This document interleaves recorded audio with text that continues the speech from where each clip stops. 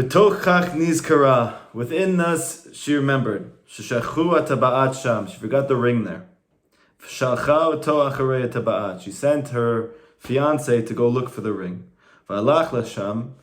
Went there. V'lo haya yachol limso makom. He wasn't able to find the place. V'alach l'makom acher. So he went to another place. V'lo haya yachol limso hataba'at. Wasn't able to find the ring there either. He went searching from place to place until that he became in error. And he wasn't able to find the boat. He wasn't able to get back to the original place, back to his fiancée.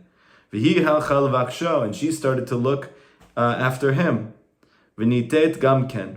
She also got lost. And they were walking and stumbling and bumbling around, holech v'to'eh, going from place to place, not knowing where they're going. Achar kach ra'ah derech. Afterwards he saw a derech. V'alach le'yishuv. And he went to settlement. V'lo hayad lo ma'asot. And he didn't have an occupation. V'naseh mesharet. So he became a servant. Gam hi hayta holechet v'to'ah. Also she went and she was in error, didn't know where she was going. Vishva atzma, she settled herself. Sheteshav etzel hayam, she decided to take up occupation by the sea. V'acha el sfat hayam, she stayed by the seashore. V'yash sham ilanot shel peirot, and it was their fruit trees. V'yashva sham, she decided to settle by the fruit trees. And by day, she decided to walk by the ocean. Perhaps there's going to be passerbys that she would see during the day. She ate from the fruit that was from those fruit trees.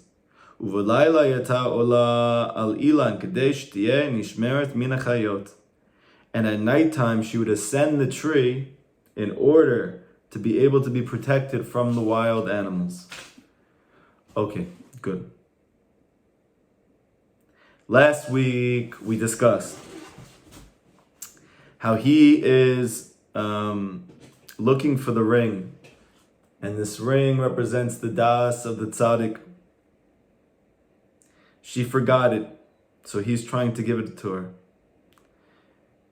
And along this way, he ends up getting lost and she ends up getting lost. So in order to remain consonant with the themes that we have discussed so far, because there are many Perushim that are given by Breslover Hasidim in this place, I'm going to have the Holy Gal to offer up my own based on, again, what we said from the very beginning. What was the source for this entire Perush that we have given on this story? That right before Rav Natan passed away, he was read this story out loud, and he responded by saying, "To my dear husband, I'm ready to come home." Insinuating that he was like the princess in this story. He was the daughter in this story, and that Rabbi Nachman, the Tzaddik Emet, was the prince in the story. We know that in the year 1810, the Tzaddik Yisrael Olam, Rabbi Nachman ben Fega, at 38 and a half years, passed away from this world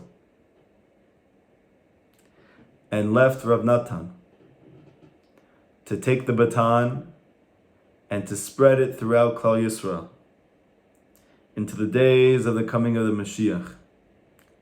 And he was left alone to do that. And at the end of his life, he says, "I'm ready to come home," alluding to the end of this story, to be back with my spouse, my spiritual partner. So that being said, I want to make the Chiddush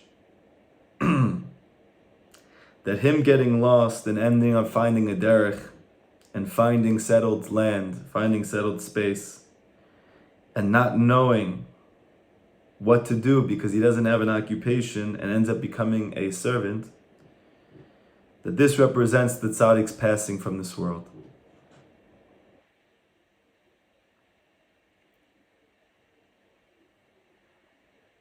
Why does he become a servant? Why doesn't he have an occupation? It's said about Eliyahu Hanavi that he was taken up from this world alive. It says about Chanoch that he served Hashem all of his life, that he was always with Hashem, and that Hashem took him. So as opposed to all the other figures in the Torah, in the beginning of the Torah that it said that they passed away, it doesn't say that Hanoch passed away. It says that Hashem took him.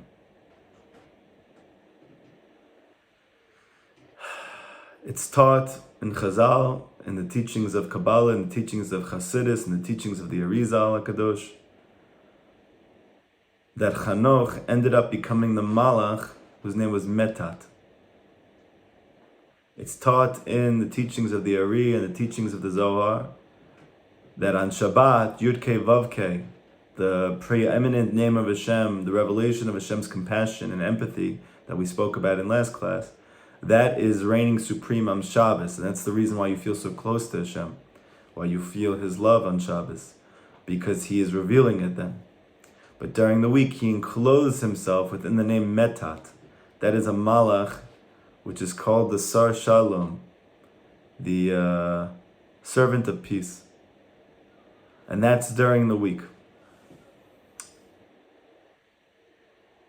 You'll notice that before Hashem takes Moshe from this world, He tells Moshe Rabbeinu that Hashem will not be the one who brings the Jewish people into Eretz Yisrael, but instead He's going to send His servant, who's going to bring them into the land.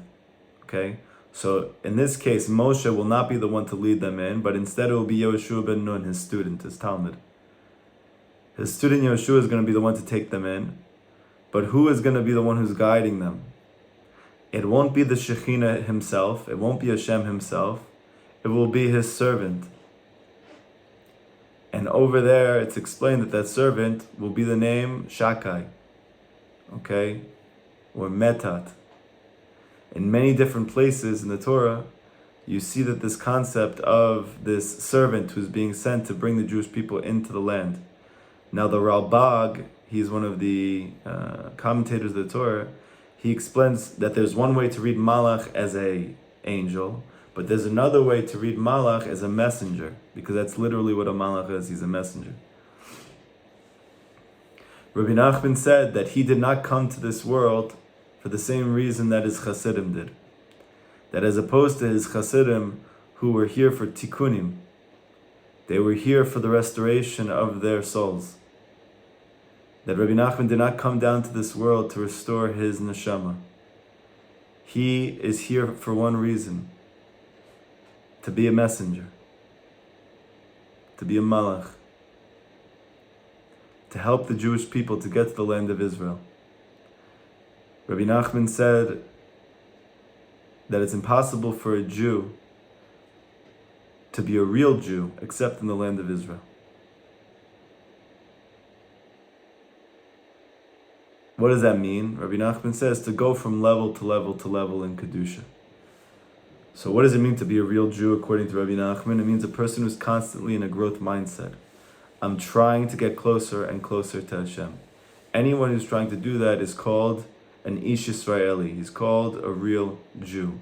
Rabbi Nachman says it's impossible to do that except if you're drawing from the Kedusha from the land of Israel. So there are many understandings of this. How can I be drawing from the Kedusha of the land of Israel if I don't live there?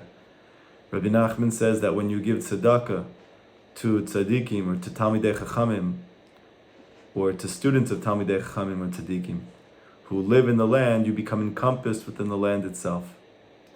Okay? So one way is by giving tzedakah to those who do live in the land. However, Rabbi Nachman also says that when you go to the kever of a true tzaddik, like the Baal Shem Tov, or like himself, then you're literally by the land of Israel mamash, he says in the Likutei Moharan.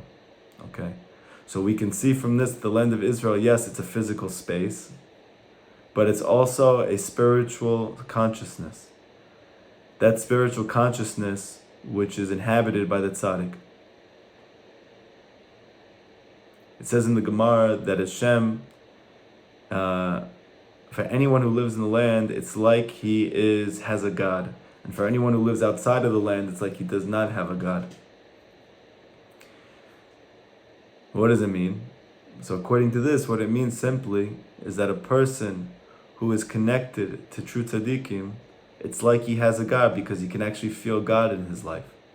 But a person who lives outside of the land, meaning he doesn't have ikashru to real tzaddikim, it's like he doesn't have a God. It doesn't mean he doesn't have one, he does have one. But it's like he doesn't, because he doesn't experience, he doesn't feel God. The whole inyan of Moshe is to help you to feel Hashem in your life, right? What does it mean? To help you to know Hashem. But to know Hashem means to have union with Him. Like it said about Adam and Chava, that Adam knew Chava. What does it mean he knew Chava? He was united with her. So to know something is to have union with it. Who is the entity which is sent to this world to help us to know Hashem, to have union with Hashem, to have a zivuk with Hashem, to experience Hashem in a felt, palpable way? That is the inyan of Moshe. But Moshe passes on from this world. And Yoshua is the one who takes us into the land. And Rabbi Nachman hinted to his student, Rav Natan, that he was the concept of Yoshua ben Nun. And Rav Natan explains in the Likutei Halachot that ultimately it's only Yoshua who can take us into the land of Israel, because it's his unwavering, resolute belief in the tzaddik that allows you to actually achieve geula in your life. So Moshe couldn't do this himself because he is the tzaddik. So he can't teach us the emet, that belief in the tzaddik, because he himself is that tzaddik. So who's the one who can bring that searing, fiery belief in the tzaddik within the Jewish people? It has to be his chassid. It has to be his disciple, because he is the one who can actually show us what it means to believe in the tzaddik himself, through his teachings, through his encouragement, through the way that he lived his life. In this case, this would be like Rav Natan. And so when Rabbi Nachman left this world, just like Moshe before him, and just like Hanoch before him, he's able to actually do more for us than he does even when he's alive. Just like Hanoch left this world and actually becomes the Malach Metat, this figure, this spiritual figure who Hashem utilizes to enclose himself in, to bring the world to its final destination, the 6 days of the week corresponding to the 6 days or the 6,000 years of existence. So too, Rabbi Nachman said that my teachings are not just for my children who are here with me right now, but for those in the future. And I want to bring a part from Yemei Moranot. This is the biography of Rabbi Nachman, speaking about his passing.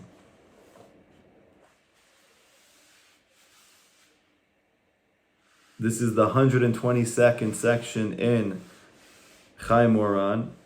And it says, while he was still alive, right before he passed away, the Rebbe made a formal promise in front of two valid witnesses, that if someone were to come to his graveside after his death, to give a pruta, a penny, a shekel, to tzedakah in his memory, and to recite the Tikkun Klali, the 10 prakim of Tehillim, the 10 Psalms, he had prescribed he would span the length and breadth of the universe to bring him out of whatever Yisurim or suffering that he was in, whatever Gehenna he had found himself in. In his own specific words, he said, I'm going to pull him out of hell by his payot, by his side curls. And it made no difference who it was or what they had done in their life.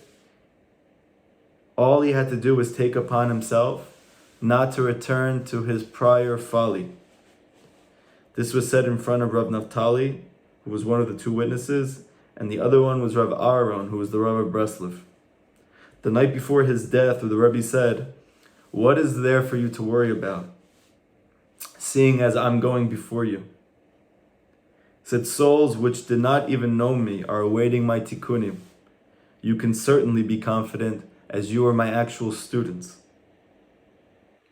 Even those who did not have the privilege of knowing the Rebbe in his lifetime can still rely on him to this day if they come to his holy grave, if they put their trust in him, if they learn his holy works and accustom themselves to following in his ways, as explained in his teachings.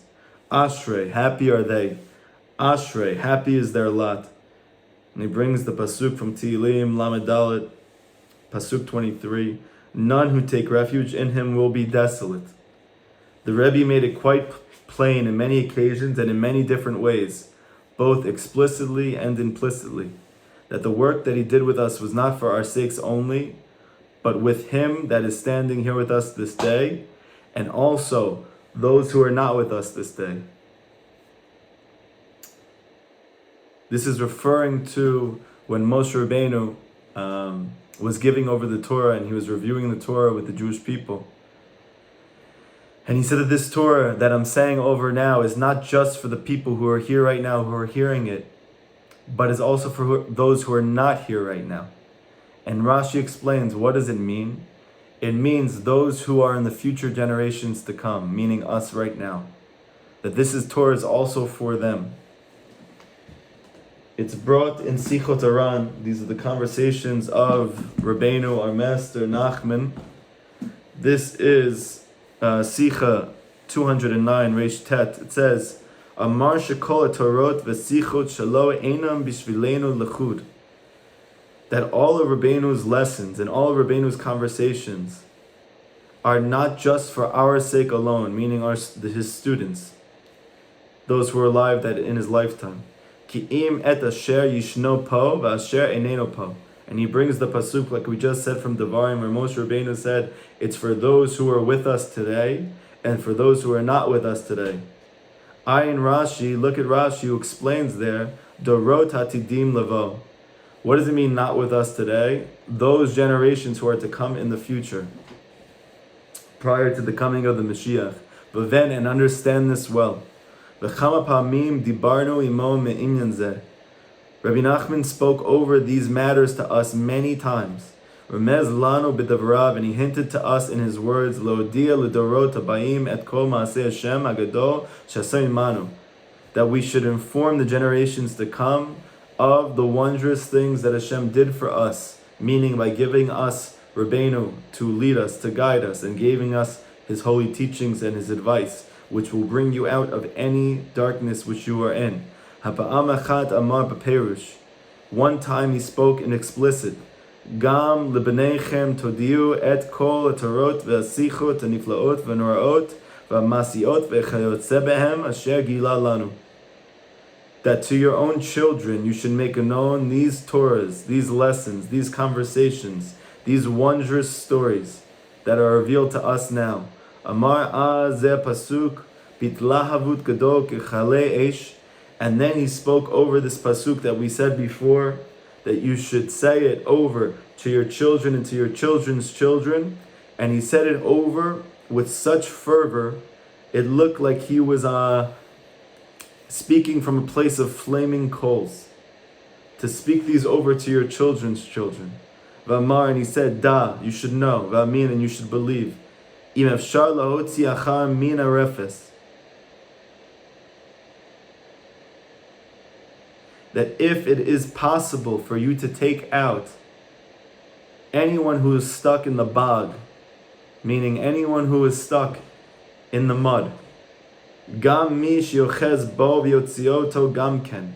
You're going to bring another one out with him. Meaning to say that if you are able to bring out Jewish souls and the souls of converts from the place of darkness, from the place of spiritual mud and gunk, from psychological servitude, through the teachings of the tzaddik, Rabbi Nachman promises that you will bring up another soul with him. Because all of the souls of the Jewish people are connected to all the souls of the Balei Tshuva in the future. And all the souls of Balei Tshuva, Rabbi Nachman teaches in the Kutumran, are connected to all the souls of the converts who need to come back to Hashem before the coming of the Mashiach. And with this, all of the souls who are coming from the Kisei Kavod would be fully released. And with all of those souls being released, this would bring the coming of the Mashiach. So we are literally like this interwoven fabric, and every single piece of this fabric is connected to another piece. And therefore Rabbi Nachman says that if you have the zchut, if you have the merit to be able to bring these teachings out and to try and help others to come back in, I promise you, if you help one person come out of the mud, you will bring another one with him, and another one with him, and another one with him, because every single one of us is connected deeply. I'm going to now say over something from Yemei Moranot. This is the autobiography that Rav Natan wrote about himself before he passed away. And Rav Natan said like this: Rabbi Nachman did not leave us any direct will and testament as to what we should do after his passing. Nevertheless, there is virtually nothing in the world that the Rebbe did not prepare us for and give us directions about.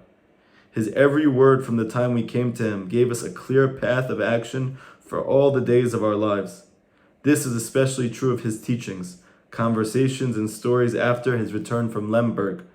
Everything that he said was a last will and testament. That means that the last 3 years of Rabbi Nachman's life, that he was suffering from tuberculosis, and he was forced by his family to go to a doctor in Lemberg to get treatment.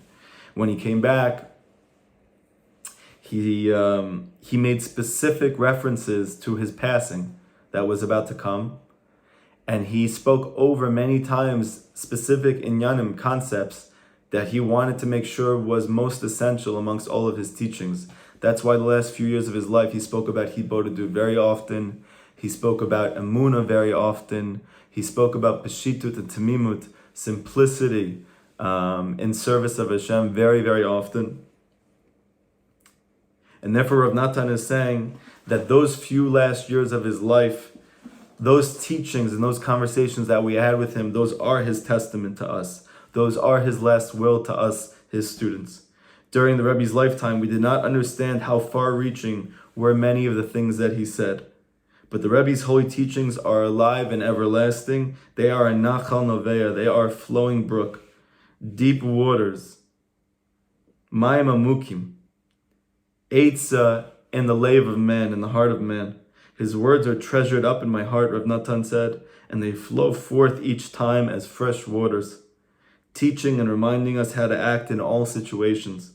It is impossible to explain this in writing. The Rebbe once told a story about a certain tzaddik whose attendant was a very simple man.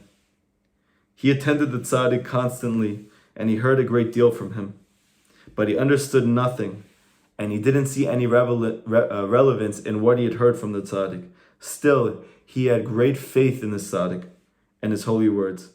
After many years, the tzaddik died. The man then remembered sorry, it's very early for me.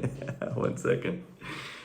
The man then started remembering all kinds of things that he had heard.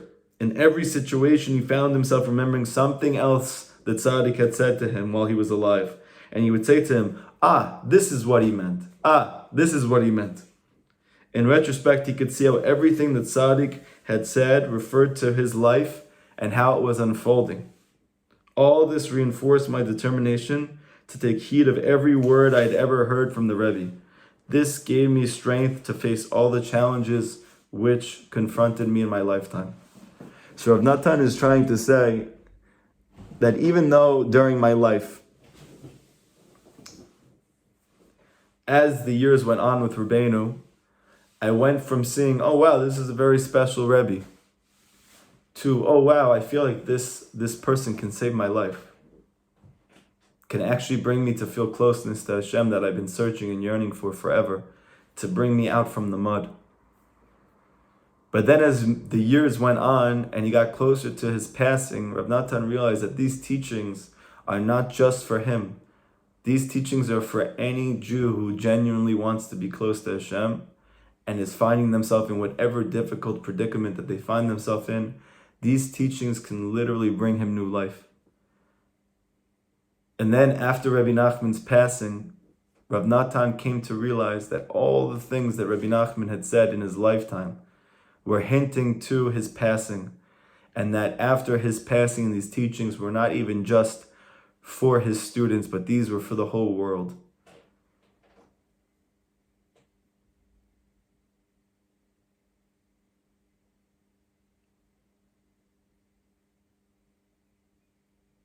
The first time that Rav Natan met Rabbi Nachman told him a story about a student of the Baal Tanya, the creator of Chabad Hasidus, and how this student spent years studying like one lesson of the Baal Tanya over and over and over and over and over and over again. And that's what he taught to other people, just that one lesson. He was already hinting to Rav Natan what his role would be in his lifetime, that he would be the one to receive the teachings of the Rebbe and to give them out to others.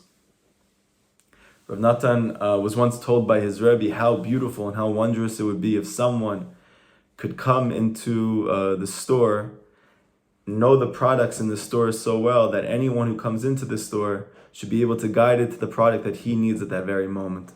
Rabbi Nachman as well was hinting to Rav Natan that all of his teachings, all of his advice, all of his encouragement, all of his stories were like an actual supermarket. And when you go to an amazing supermarket, you literally have every food that you want there, every food that you need there, every drink that you want there. Everything's there. Wine is there, liquor is there, fancy foods, steaks, whatever you need is in the supermarket. And then all the basic things you need, trash bags, soap, things to clean the floor with. Literally everything you need is in the supermarket. But if you've never been in the supermarket before, or if the supermarket is very vast, because it literally has everything, so the problem is not that what you need is not there. The problem could only be you don't know where to find it at that moment. So Rabbi Nachman said how wonderful it would be if someone would know my teaching so well that literally whenever anybody comes to them and tells them what they're going through, they can simply point them into the direction of the item that they're looking for at that very moment.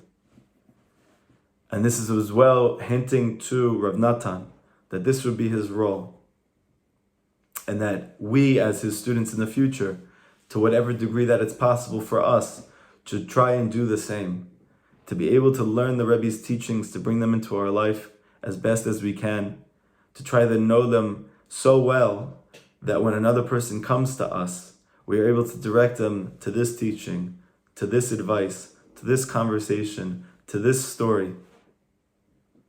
Because Rabbi Nachman made it very clear to Rav Natan, and Rav Natan made this very clear to his children, to his sons, Yitzchak, Shachne, and to the Hasidim of Breslov, that every single thing that you need in your life is already in the Rebbe's teachings.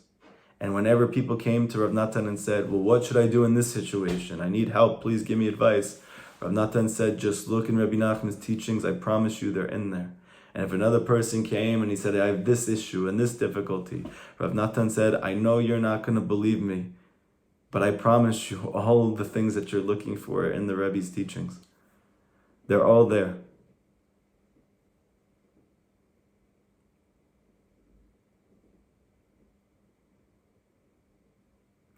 I once went to a very famous, well-known Breslov Mashpia.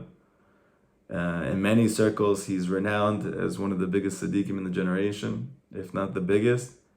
And I told him that I teach Breslov Chasidus. I try and help people come back to Hashem in a way which is healthy, in a way which is happy, in a way which is loving. And I asked him, what is his best advice for me to be able to help people even more? He said, there's this really good book. It's called Likutei Moharan. Have you ever heard of it? I said, yeah, I've heard of it. He said, it would be really good if you memorized it. What was he hinting to me? Again, the same piece of advice. It's all in Rabbi Nachman's teachings. Everything you need is there. So study them well. Grow old with them. Wax your weary days with them. and do your very best to try and give them out to those who are around you. Because all of what you need, all of what the Jewish people need, all of what the world needs is already in these teachings. And so the son in the story who gets lost and ends up, you see for the rest of the story, you don't see him until the very end when the daughter says, I want to go home now. So I believe that this is alluding to the fact that the tzaddik has passed on from this world. And that's why she is left alone for the rest of the story, just like Rav Natan is left alone for the rest of his lifetime. And it says that because he doesn't have an occupation, he ends up becoming a servant. Just like Rabbi Nachman said, I'm not here for the same reason that you're here for tikkun. I don't have an occupation. I don't have an avoda like you do, right? And so what happens to him? Just like Chanoch, he becomes a malach. And that's why Rabbi Nachman said that I have achieved and I will achieve. And Rav Natan brings down that Rabbi Nachman has the koach to do even more now than he did in his lifetime. Because in his lifetime he was confined to a human body. But now that he has passed on, he has no restrictions or constrictions anymore. And so he has the koach to be able to achieve much, much more. And perhaps this is why we can see that in Rabbi Nachman's lifetime, when he had a few hundred chassidim, compared to now he literally has hundreds and thousands of students, and he has millions of people who have seen his writings. So maybe we can attribute that to the fact that Rabbi Nachman has passed on now. And so he has the koach to be able to do much, much more. And we see that when Moshe Rabbeinu was told that he wasn't going to be able to bring the Jewish people into the land of Israel, just like Rabbi Nachman had to pass away before he was able to achieve what he was there to achieve. So he said, I'm going to send a malach, I'm going to send a messenger to bring the Jewish people in. And Moshe Rabbeinu said that I don't want to move from this place if there's going to be a messenger who brings the Jewish people in instead of you. Why? So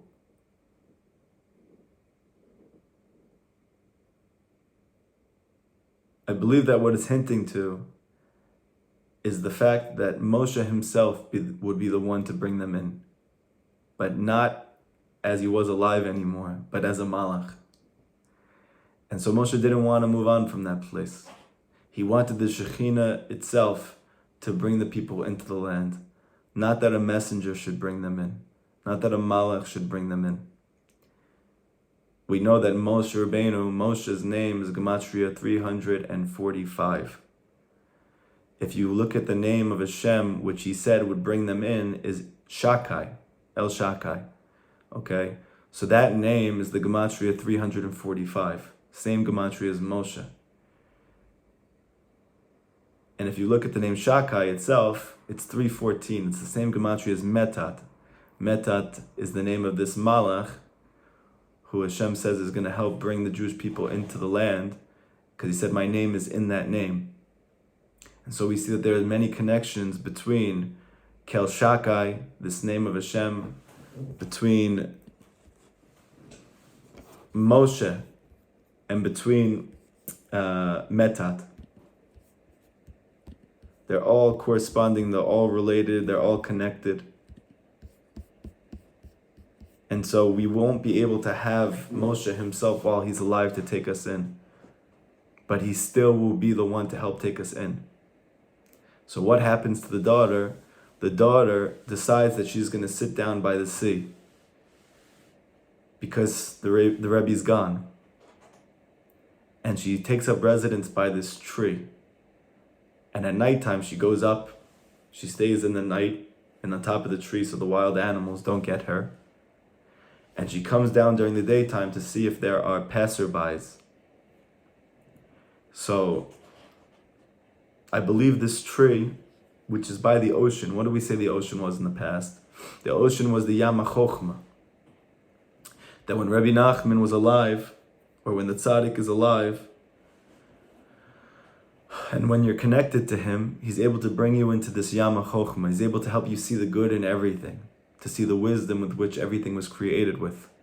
That is the boat that they are sailing the sea with together in this Yam HaChochmah. But when the tzaddik passes away, when the Rebbe passes away, you're not able to get into the ocean by yourself. And this is the reason why it's so difficult for us to see the good in the different aspects of our life. Because even though we can take up residence, and we need to take up residence by the Yam HaChochmah, and we need to look at this Yam HaChochmah, but we can't actually take residence in the Yam HaChochmah anymore like we could when the Rebbe was with us, when the tzaddik was with us. We don't have the boat that only exists when us and him are together physically. But we can take up residence by the Yam HaChochmah. We can live by the Yam HaChochmah.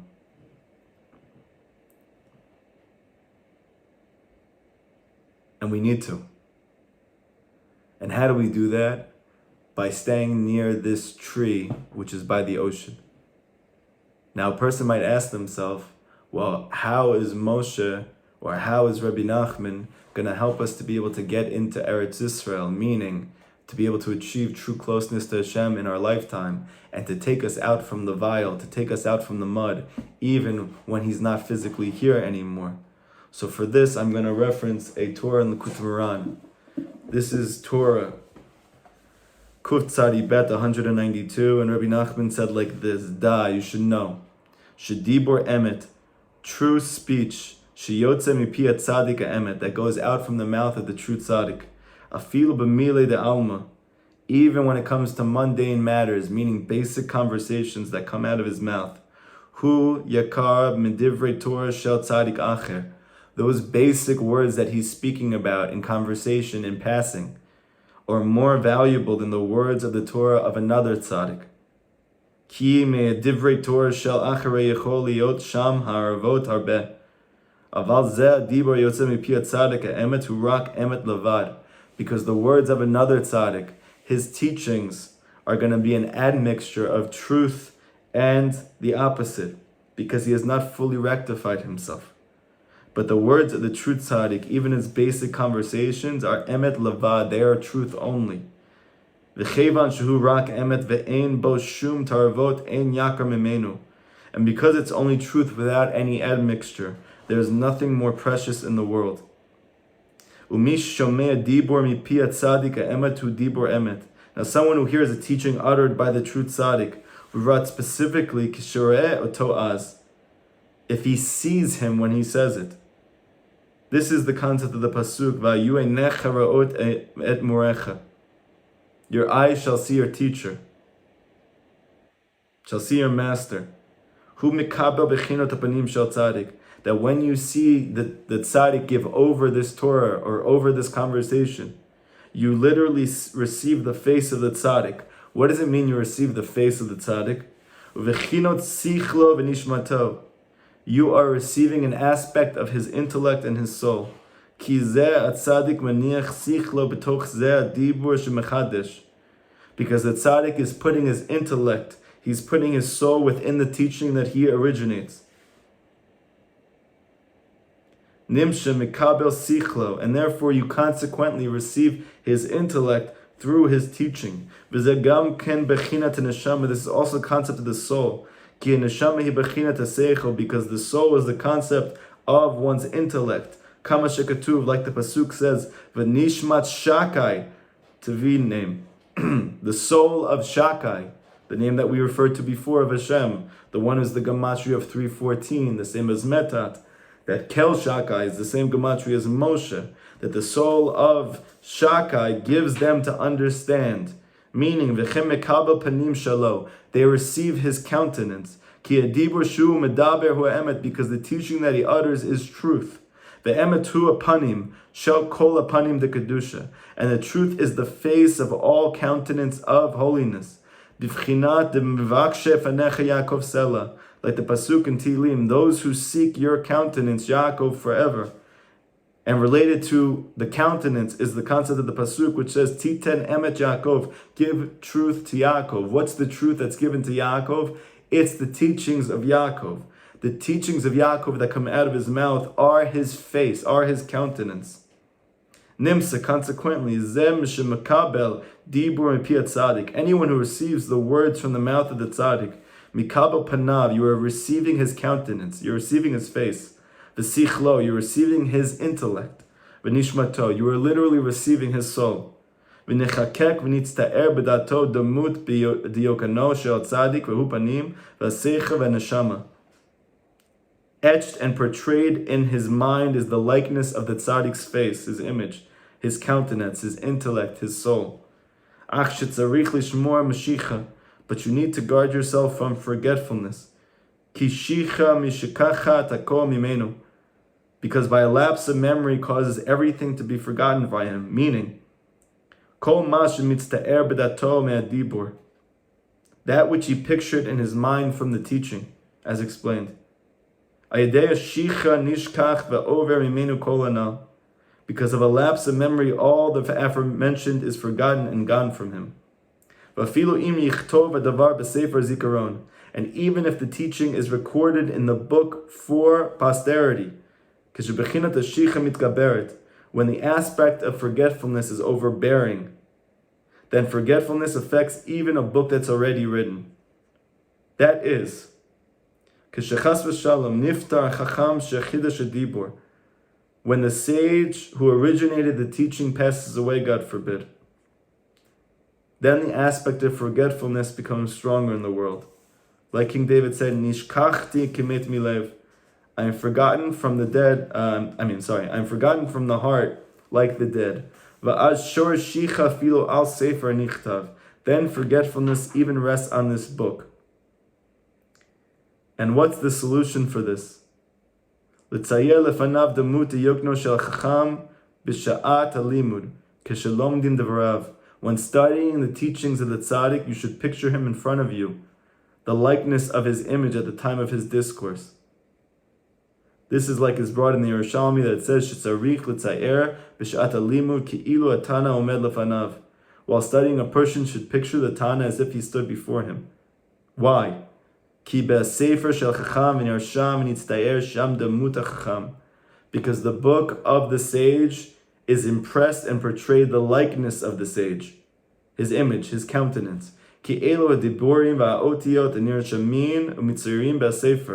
is because those teachings and letters which are impressed and inscribed in the book are the intellect, the seichel of the chacham v'nishmato, and his soul, b'vchinoto panav, his face.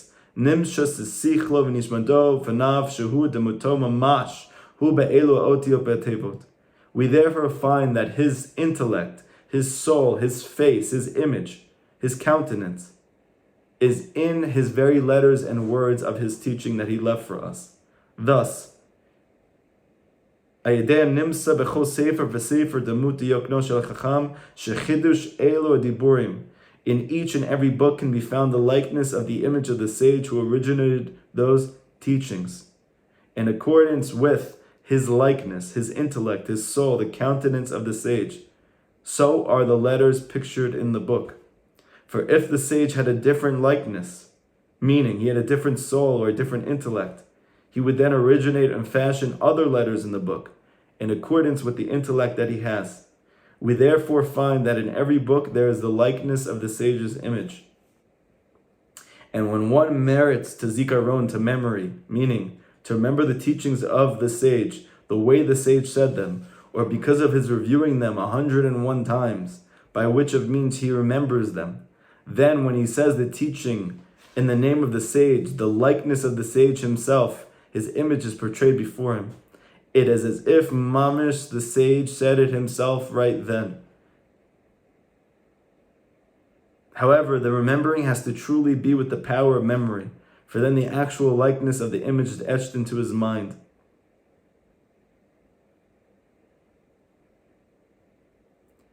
And this is the meaning of what it says in Avot, Halomed yeled lamahu dome, someone who learns when a child, to what can he be likened? Because when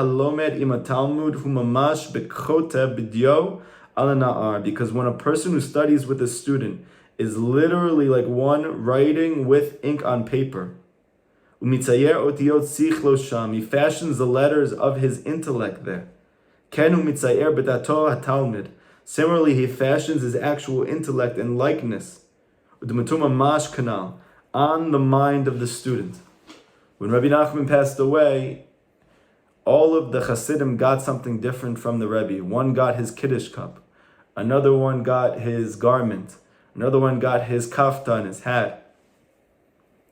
They asked Rav Natan what he got from his Rebbe.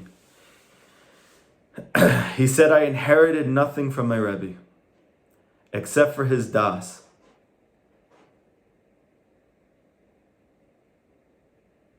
I got nothing as an inheritance from my Rebbe, except his soul. And it was mamish impressed onto my mind.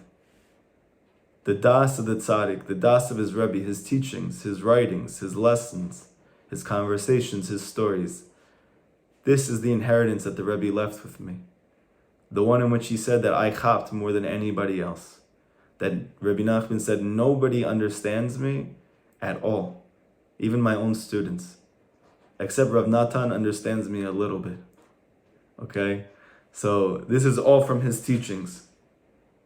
However, there are levels to learning. That is, there's the level of someone who learns when a child, meaning the student actually hears the teachings directly from the teacher at the time that he originated the teaching.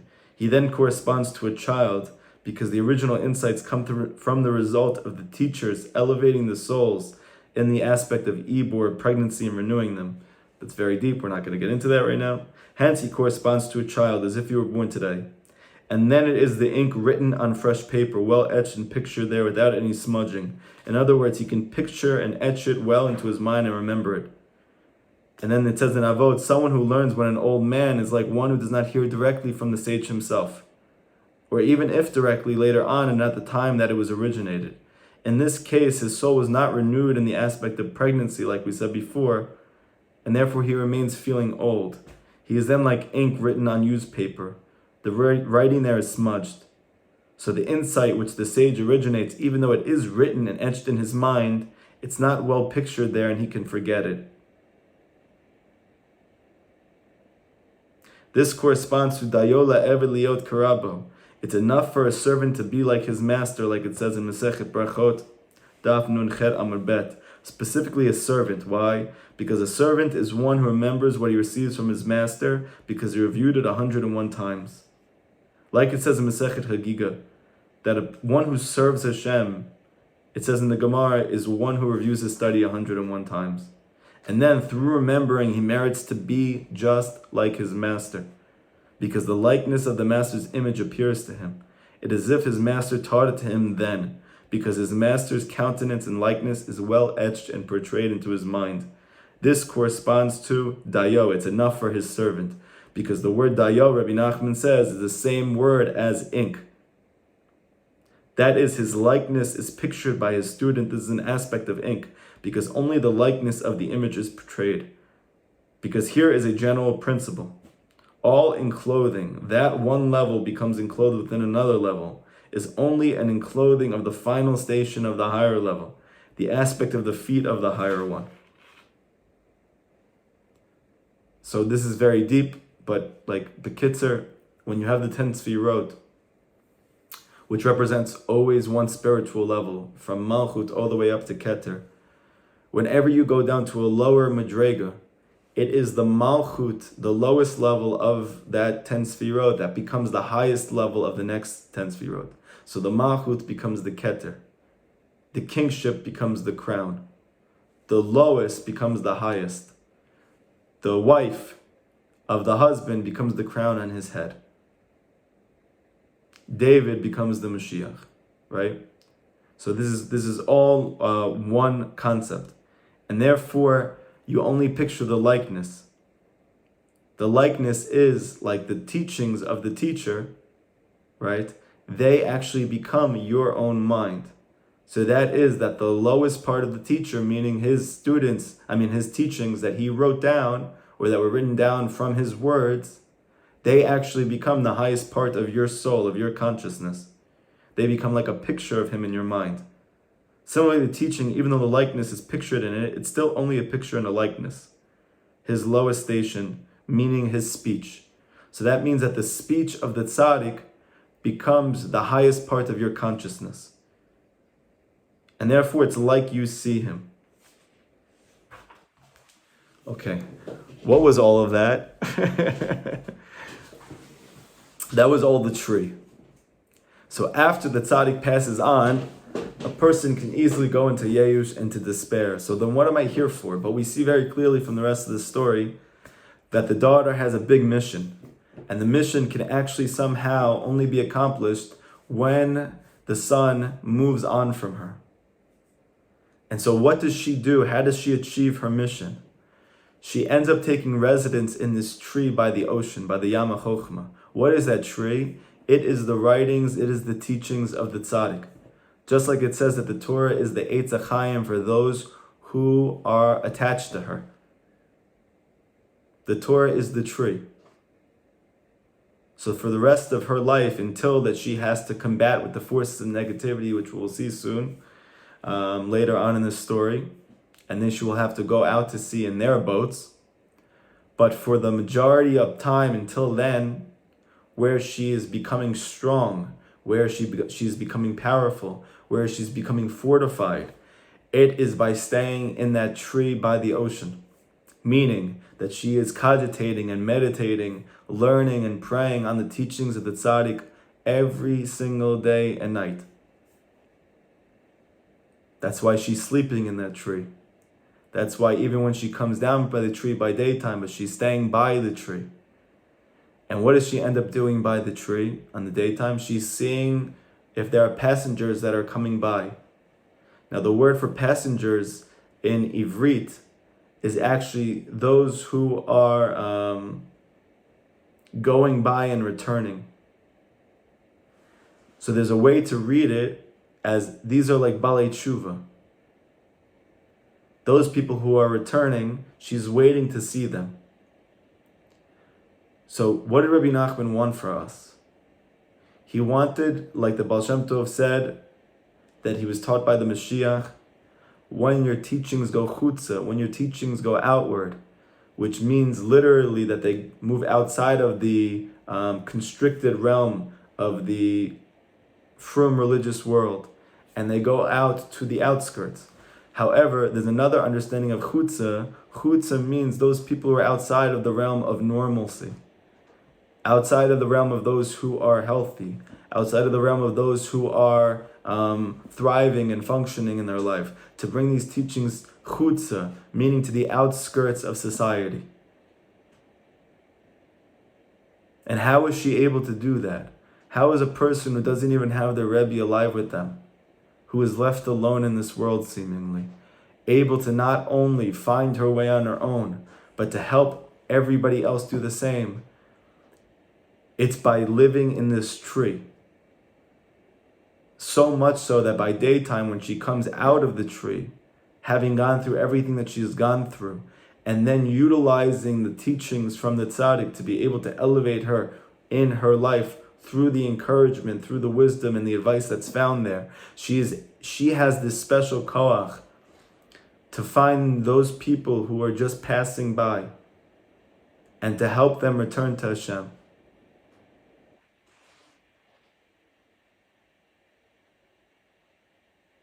Says about the Shekhinah that at nighttime when you go to sleep, she descends down to the lowest places to lift up all the sparks of godliness which have descended there, and then lifts them out by daytime.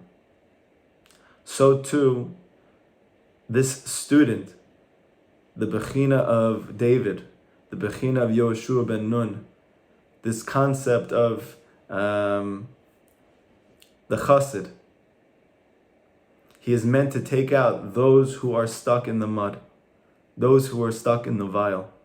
He does that by soaking up the teachings of the Torah of the tzaddik, by seeing his face constantly. How do you see his face after he passes away? His face is in his speech. Where is his speech? His speech is in his teachings. So when you are looking at those teachings, when you are learning those teachings, when you are meditating on them, when you are turning them onto tefillah, you are literally seeing and you are revealing the face of the tzaddik to yourself and to everybody else who you are with. And that's why maybe more than any other tzaddik in this generation, you are seeing more and more people coming back to Hashem through the teachings of Breslov Chassidus. What happens when you reveal the teachings of Rabbeinu to somebody else? you are literally showing them his picture. You're showing them his face. And Rabbi Nachman says that whenever you see the face of the tzaddik emet, it's like seeing your mother. So when you haven't seen your mother all day and you're a child, B'ezras Hashem, if you live in a healthy home, right? What happens when the mom comes home, or when you come home from school and you see your mom? You stop whatever you're doing, Rabbi Nachman says. Let's say the kid is playing with toys, he's eating snacks or candy, and all of a sudden his mom comes home. Ima! He gets up, he stops whatever he's doing, and he runs to his mom. So Rabbi Nachman says, why does the child do this? Because this is actually a deep, deep, deep inyan, where the son is rooted in the mother. Because the son came from the mother, is sourced in the mother. Whenever Rabbi Nachman says you find the root of your soul, you stop all the shtuyot that you're involved in, all the toys that you're playing with, all the candy that you're eating. Because you realize that Ima's home. The root of your soul is there. And you become enlivened, you become excited, you become revitalized, and you run to her. Because everything that descends to this world wants to return to the root of its soul. And said Moshe Rabbeinu about the Jewish people in the Midbar, when Moshe was upset about what was happening with them, Moshe said, what am I, their mother? And it's taught in Kabbalah and Chassidut that there's another way to read that. What am I? Question mark, ... Their mother. That Moshe is the mother of the Jewish people because he is the mother soul of them. All the Jewish people are rooted in his soul. And so therefore he really is like their mother. And so when people see the face of Moshe, they stop whatever spiritual slumber, they awaken from it. And they want to return back to the root of their soul.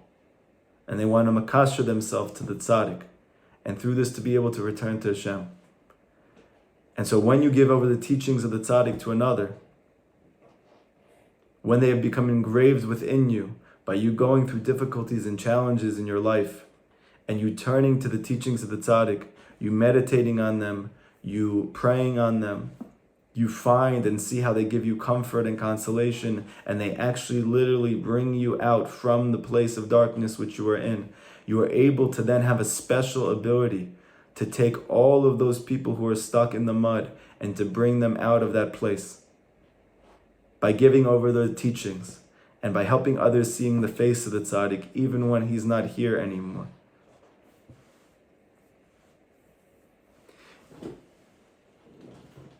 In the 14th Torah of Likutei Moharan, that's Torah Yud Dalet,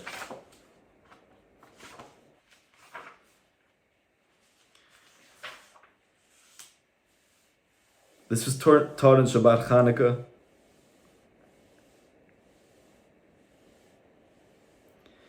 And it says like this: Lamshich shalom ba'olam, in order to draw peace to the world. And we know that every person is a world, is a small world. So whether it's the world at large or whether it's your own personal world, tzarich la'alot kavod HaKadosh Baruch Hu l'shorsho, you need to elevate Hashem's honor back to its source, meaning to yira, to awe of Hashem. Kamo shekatuv liyira et Hashem anichbad, to have awe of Hashem's name which is honored. V'yefshar la'alot et hakavod el ayedei Torah chesed, and it's impossible to elevate the honor of Hashem except through the Torah of love. But Torah chesed amru chachminu zichron l'racha, and it says in Masechet Sukkah, Daf Mem Tet, Zehu halomet Torah al manat lamda. What does it mean, Torah chesed? What is this Torah of love? It's the Torah that I learn in order to teach to others. That's called Torah chesed. Kizeh ikar kivodo, because this is the essence of Hashem's honor, like it's brought in the Zohar. B'shata d'sha'ar kum atyan v'odan lekutchabrichu, Kedenis talek v'ityaker shema dekutchabrichu ilah v'tata kamo gabei yitro. B'shata damru yitro, ata yadati ki gadol Hashem mikol Elokim. That what is Hashem's honor?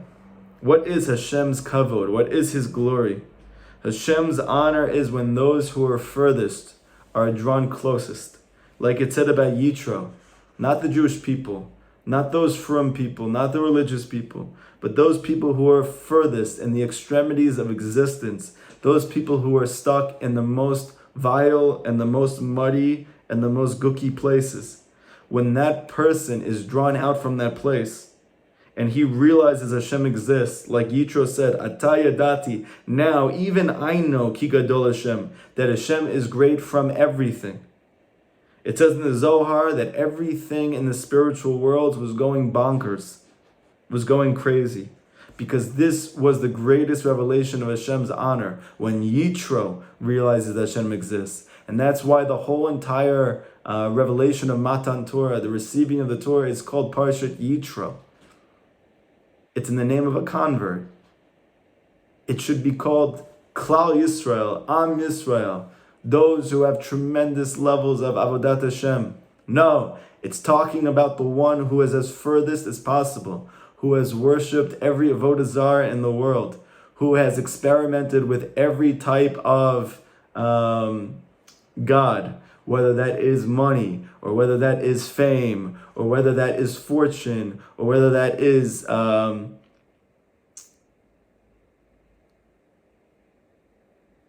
acclaim, or whether that is prosperity, or whether that is any other foreign god which the Jewish people worship in exile.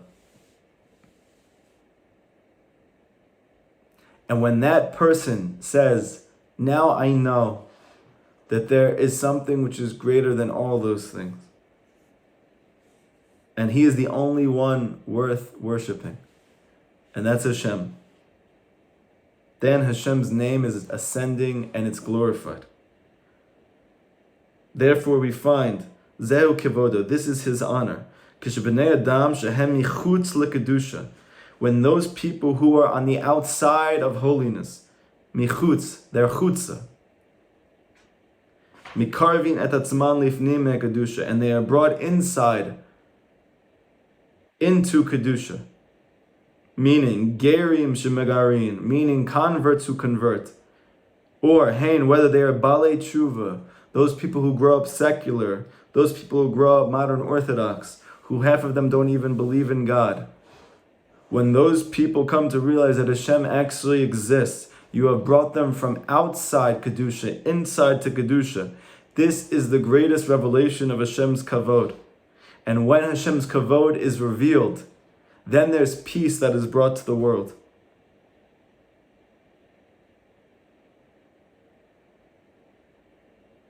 And the only way, it's impossible, it is impossible to draw close converts and balei tshuva, ela ayadei Torah, except through Torah. Like the Pasuk says, and what Mashiach told the Baal Shem Tov, Yafutza ma'nasecha chutza. For those who are outside must be given to drink. What does it mean? The Pasuk says, your well springs shall spread outward. Not just outward that they should spread out, but they should go to those who are chutza, outside of the field of godliness.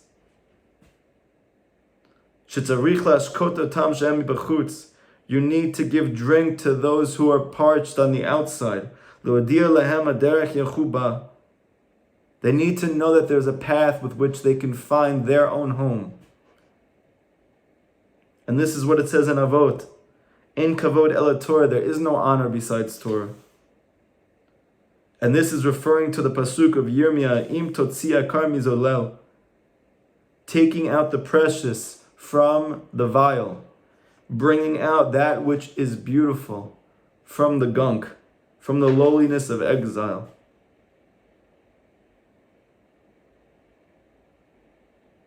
Elu shemekarvim b'nei Adam la'avodat Hashem yitbarach, that you are bringing those who are far back to Hashem to serve Him. This is the concept of motzi yakar. You're taking out that which is precious, meaning Hashem's children, those beautiful souls who are stuck in total, utter spiritual slumber. You are bringing them out of that place. That's called Hashem's honor. Those who are furthest being brought back to Him. In Mizolel, they are taken out of the vile. And you can only do that through the Torah Chesed, the Torah of love.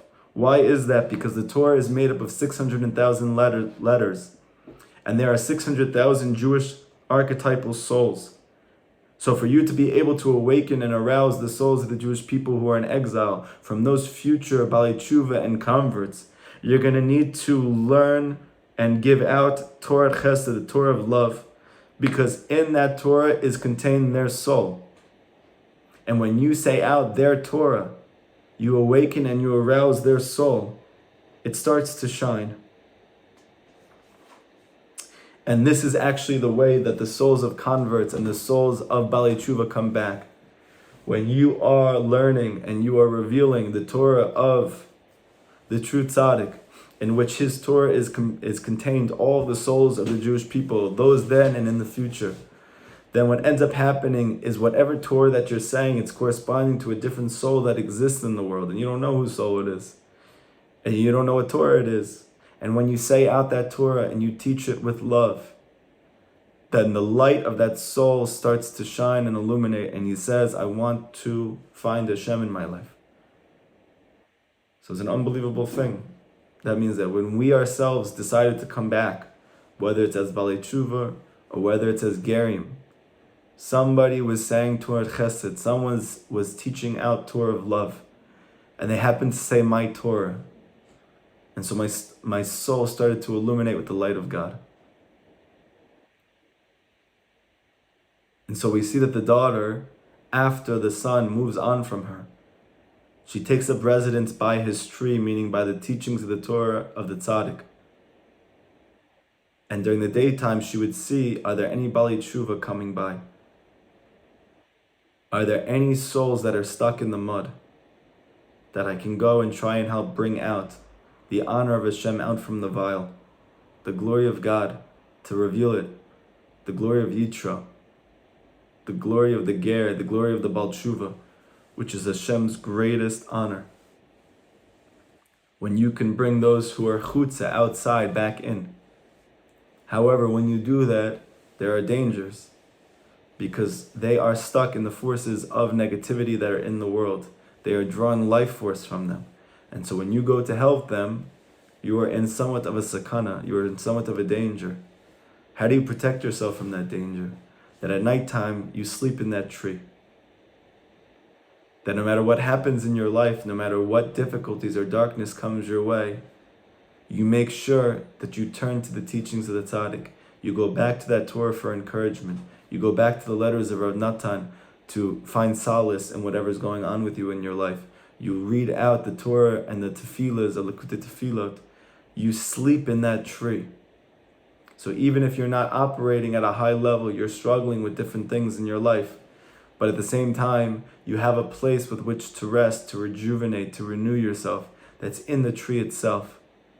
That means that when you go through the difficulties and challenges in your own personal life, it's actually going through those challenges and sleeping in that tree, making that place your home, the teachings of the tzaddik, that they become literally the way in which you view your life. They become your worldview. They become your new core beliefs that you meditate on, that you bring into your life, that you utilize through the difficulties. That's called sleeping in that place.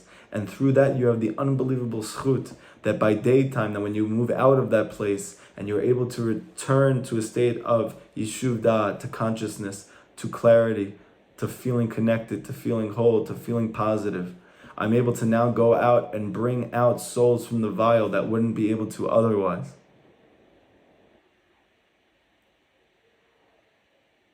And this tree is by the ocean, it's by the Yam HaChochma. And in that way, that even though I don't have the schut right now of being in the ocean, I have a greater schut.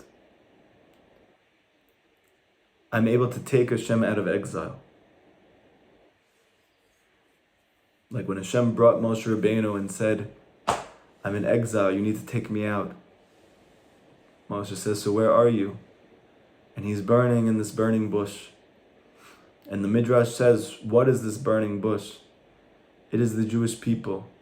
That just like this bush was very low and was very brittle, so too the Jewish people were in exile for hundreds of years, and they were suffering tremendously, psychologically and spiritually and emotionally, physically.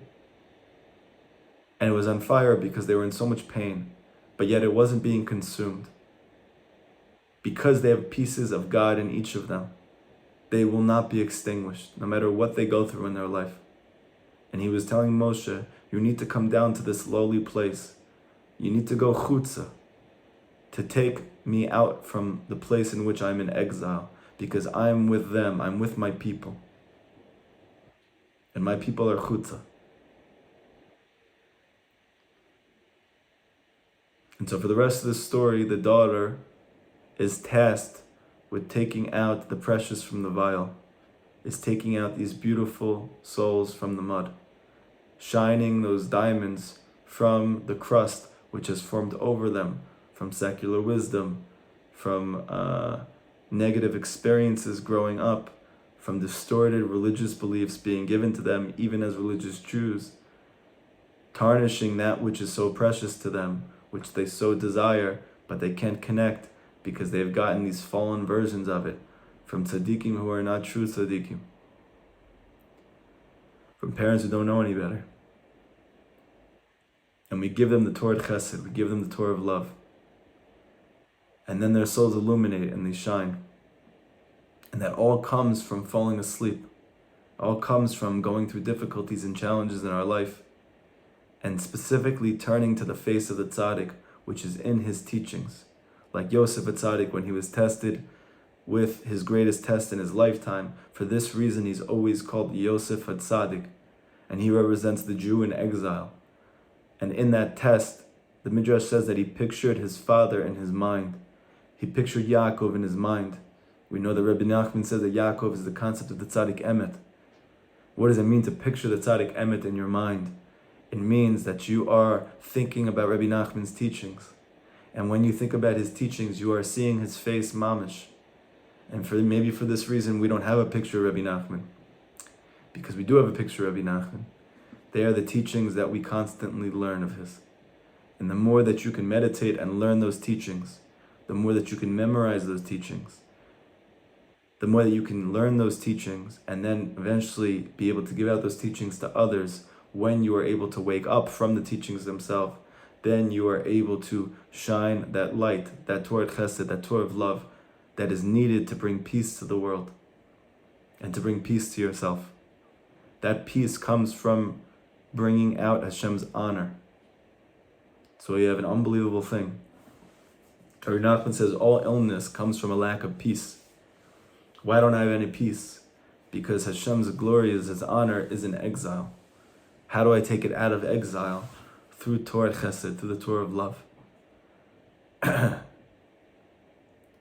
So somehow, by learning Rabbi Nachman's Torah in my difficulties, in my challenges, and relying on them, and throwing myself on them, and utilizing them, meditating on them, praying on them every day and not giving up on it, I'm actually illuminating the souls of other Jews, whether they will be future Bali Tshuva or future Gerim, and every single one that I help to bring out actually brings out with it another one, like Rabbi Nachman promised. If you have the schut and the merit to take out a soul from the gunk, from the mud, I promise you there will be another soul which comes with him.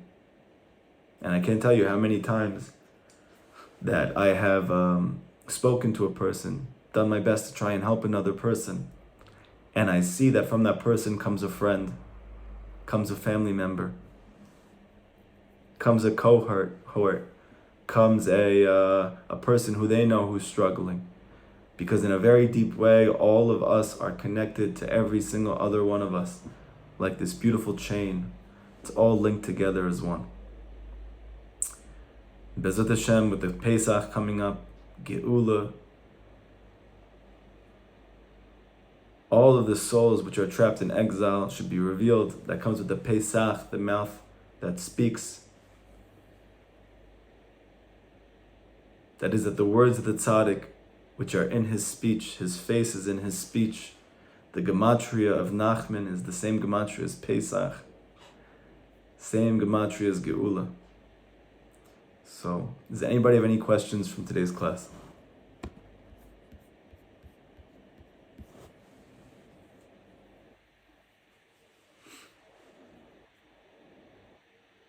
Any questions?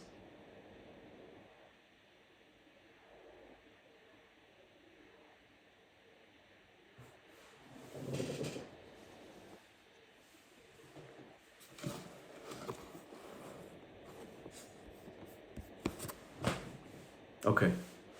Everybody have an amazing week. Bezrat Hashem. I hope that we're able to meet next week before Pesach.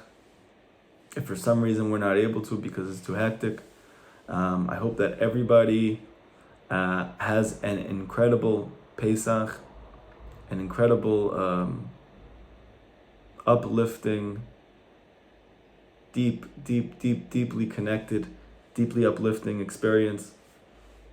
Rabbi Nachman says that the Haggadah needs to be said out in a loud voice. And it's taught in Chazal and Halachot that even if you're by yourself, you should say the Haggadah out loud. Why should you say it out loud? Because Rabbi Nachman says the key to Geula, the key to leaving behind exile, the key to having Hashem turn His face to you is the kol, is the voice. So when you scream out to Hashem, and in this case that is the saying out loud of the Haggadah, it stirs and it arouses one's soul to awaken. And that itself is Geula itself. Everybody have an amazing week, amazing Pesach, and Bezrat Hashem we should see that Mashiach b'mira v'yameinu.